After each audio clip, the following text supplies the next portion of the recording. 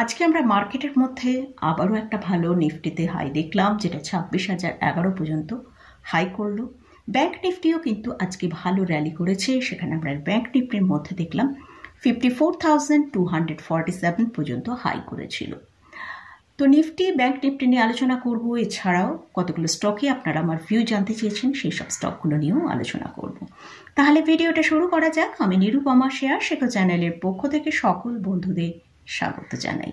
আর চ্যানেলটা যদি সাবস্ক্রাইব না করে থাকেন তাহলে অবশ্যই চ্যানেলটি সাবস্ক্রাইব করে নেবেন, আর পাশে থাকা বেল আইকনটা প্রেস করে রাখবেন। আমি ভিডিও আপলোড করার সাথে সাথে আপনাদের কাছে ভিডিওটা পৌঁছে যাবে।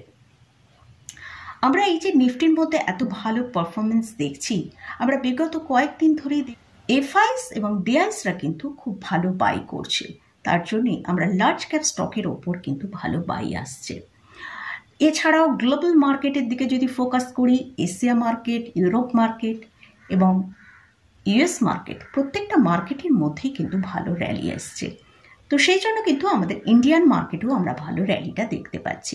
তো এই র্যালিটা হয়তো এখন বেশ কিছুটা কন্টিনিউ হতে পারে।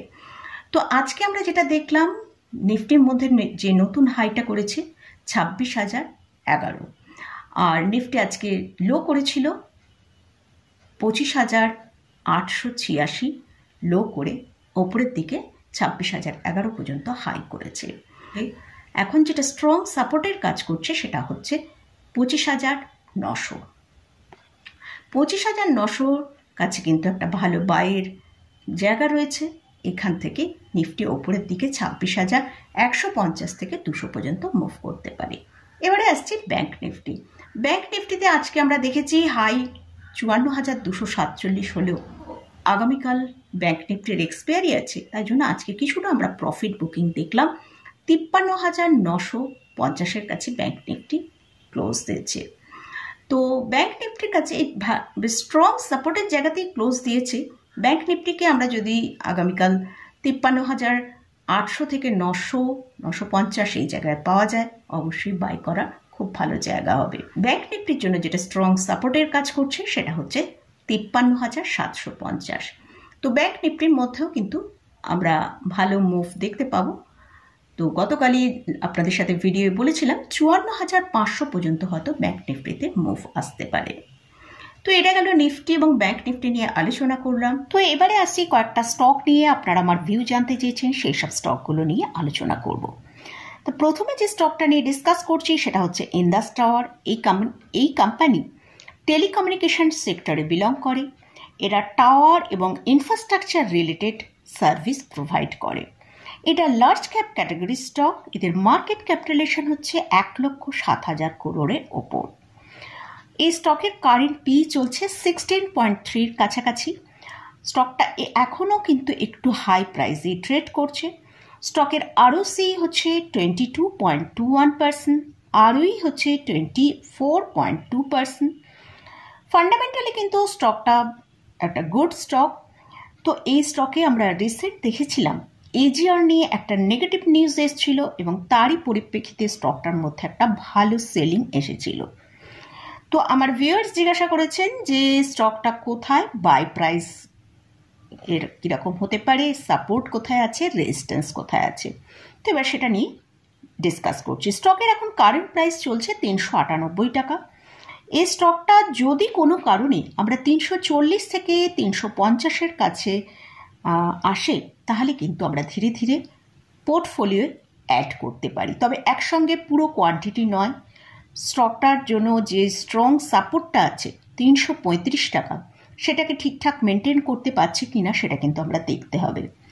যদি 335 টাকাকে ব্রেক করে তাহলে কিন্তু স্টকের ভিতরে একটা সেলিং আসতে পারে, যেটা নিচের দিকে 300 টাকার কাছাকাছি যেতে পারে।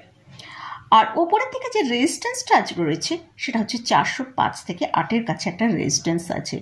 নেক্সট যে স্টকটা নিয়ে আলোচনা করছি সেটা হচ্ছে আরতি ইন্ডাস্ট্রিজ। এই স্টকটাকে যদি দেখি, তার সর্বোচ্চ হাই প্রাইস থেকে 61% ডিক্লাইনে একটা সময় কিন্তু ট্রেড করেছিল। সেখান থেকে আমরা কিছুটা মুভমেন্ট দেখেছিলাম। তো স্টকটা কিন্তু এখনও ডাউন ট্রেন্ডেই চলছে। রিসেন্ট আমরা দেখেছি স্টকটার মধ্যে একটা মুভ এসেছিল, সেখানে 765 টাকা পর্যন্ত হাই করেছিল। তারপর স্টকের ভেতরে আমরা সেখান থেকে আবার 29% ডিক্লাইন দেখতে পেলাম। তো স্টকের এখন কারেন্ট প্রাইস চলছে 590 টাকা। যদি স্টকটা 593 টাকার ওপরে ট্রেড করতে পারে, এবং শুধু ট্রেড করলেই হবে না, দু একটা ক্লোজিংও দিতে হবে, তাহলে ওপরের দিকে স্টকটা 620 এবং 650 এই পর্যন্ত ওপরের দিকে মুভ করতে পারে। আর নিচের দিকে এই যে সাপোর্টটা রয়েছে সেটা হচ্ছে 578 টাকা। 578 টাকা ব্রেক করে গেলে কিন্তু স্টকটা আবার নিচের দিকে চলে আসতে পারে। নেক্সট যে স্টকটা নিয়ে আলোচনা করছি সেটা হচ্ছে হ্যাভেলস। এই স্টকের কারেন্ট প্রাইস চলছে 2074 টাকা। এই স্টকটা 1990 টাকার উপর ব্রেকআউট দিয়েছে এবং স্টকটা এখন এখান থেকে হয়তো আরও 10% ওপরের দিকে মুভ করতে পারে। তবে অবশ্যই এর জন্য স্ট্রিক্টলি স্টপ লস ফলো করতে হবে এবং টাইমও এখানে কিন্তু বেশ কিছুটা লাগতে পারে। আর খুব শর্ট টার্মের জন্য যদি আমরা এর সাপোর্টটা দেখি, 2020 টাকায় কিন্তু একটা সাপোর্ট রয়েছে। আর যদি ডিপ স্টপ লস লাগাতে চান তাহলে অবশ্যই 1971 টাকা ডিপ স্টপ লস মেনটেন করতে হবে। নেক্সট যে স্টকটা নিয়ে আলোচনা করছি সেটা হচ্ছে ভোল্টাস। এর কারেন্ট প্রাইস চলছে 1912 টাকা। এই স্টকটাও কিন্তু একটা ভালো ব্রেকআউট দিয়েছে। 1545 টাকা এর ব্রেকআউটটা শুরু হয়েছে। এই স্টকটা কিন্তু অলরেডি সেখান থেকে 23% কিন্তু র্যালি দেখিয়ে দিয়েছে। তো এই স্টকে যদি 1860 টাকার নিচে ট্রেড করতে থাকে তাহলে কিন্তু এই স্টকের মধ্যে আমরা একটা সেলিং দেখতে পেতে পারি, ভালো সেলিং দেখতে পেতে পারি। নেক্সট যে স্টকটা নিয়ে আলোচনা করছি সেটা হচ্ছে চোলা ফাইন্যান্স। এই স্টকের এখন কারেন্ট প্রাইস চলছে 1604 টাকা। লাস্ট এক বছরে এই স্টকটা 36%-এর ওপর র্যালি দিয়েছে। এই স্টকটাও 1464-র ওপরে ব্রেকআউট এসেছে।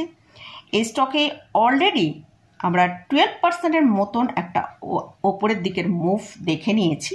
এই স্টকটায় আজকে কিন্তু খুব ভালো একটা প্রফিট বুকিং এসেছে। সেখানে আমরা দেখতে পাচ্ছি কিন্তু স্টকটার মধ্যে কিন্তু ভালো একটা প্রফিট বুকিং এসছে। 1588-তে একটা স্ট্রং সাপোর্ট আছে, সেটা যদি ব্রেক না করে তাহলে স্টকটা আবার কিছুটা উপরের দিকে মুভ করতে পারে, আর যদি ব্রেক করে তাহলে স্টকটা কিন্তু নিচের দিকে চলে আসতে পারে। লাস্ট যে স্টকটা নিয়ে আলোচনা করছি সেটা হচ্ছে ডিএলএফ। এই স্টকের কারেন্ট প্রাইস চলছে 922 টাকা। এই স্টকটা যদি 970 টাকার ওপরে সাস্টেন করে ট্রেড করতে পারে এবং ক্লোজিং দেয় তাহলে কিন্তু এই স্টকে আমরা নতুন হাই তৈরি করতে পারি। তো এই স্টকের নতুন করে সেখানে ব্রেকআউট আসতে পারে। এই স্টকটার এখন কারেন্ট প্রাইস চলছে 922 টাকার কাছে। এই স্টকটা আমরা যদি দেখি এটা একটা রেঞ্জের মধ্যে, বড় রেঞ্জের মধ্যে কিন্তু ট্রেড করছে। ওপরের দিকেই 960-70-এর কাছে যাচ্ছে, আর নিচের দিকে আমরা 797 টাকা পর্যন্ত নিচের দিকে আসতে দেখতে পারি। তবে দেখতে হবে যেহেতু এখন স্টকটা তার আপার প্রাইসের দিকে ট্রেড করছে, তো সেখানে আমাদের দেখতে হবে যে স্টকটার ভেতরে ব্রেকআউট আসছে কিনা। যদি 970-এর ওপরে ট্রেড করে এবং সেখানে আমরা দু একটা ক্লোজিং পাই তাহলে কিন্তু স্টকের মধ্যে আমরা আরও ভালো র্যালি আসার সম্ভাবনা রয়েছে। মোটামুটি এই এতগুলো স্টক নিয়ে ডিসকাস করলাম, এছাড়াও ইন্ডেক্স নিয়ে আলোচনা করলাম। এই যে এতগুলো স্টক নিয়ে ডিসকাস করলাম এবং ইন্ডেক্স নিয়ে আলোচনা করলাম, এখানে কোথাও কোনো বাই রেকমেন্ডেশন আমি করছি না। এই স্টকে বা ইন্ডেক্সে কোথাও যদি কোনো পজিশন নিতে চান অবশ্যই তার আগে ভালো করে চার্ট অ্যানালিসিস করে নিয়ে তারপরে পজিশন নেবেন। তো মোটামুটি আজকের মতন ভিডিওটা এখানেই শেষ করছি। ভিডিওটা যদি ভালো লাগে অবশ্যই লাইক করবেন, শেয়ার করবেন, সাবস্ক্রাইব করবেন। ধন্যবাদ।